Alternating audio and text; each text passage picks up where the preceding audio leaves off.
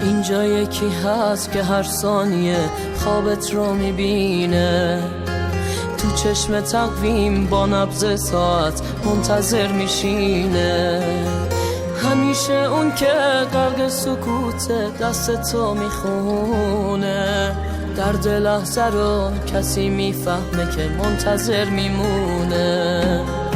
از وقتی تو رفتی شب حالمو پرسید، شاید اگه تو برگردی بشه از چیزی نترسید، بشه قدر این ثانیه ها رو کنار تو فهمید. شاید اگه تو برگردی بشه از چیزی نترسید، بشه قدر این ثانیه ها رو کنار تو فهمید.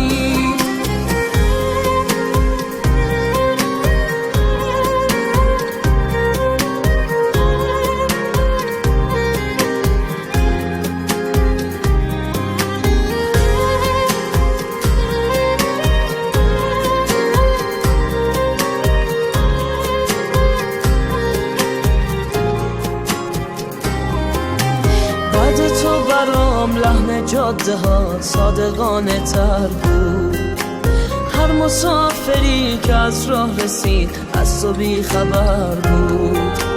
من ساعتا رو بیدار نکردم خواب تو ببینم، این لحظه ها رو روشن گذاشتم تا منتظر بشینم.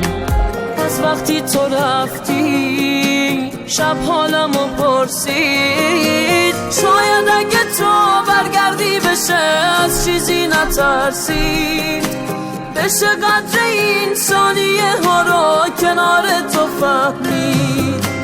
شاید اگه تو برگردی بشه از چیزی نترسید، بشه قدر این ثانیه ها رو کنار تو فهمید.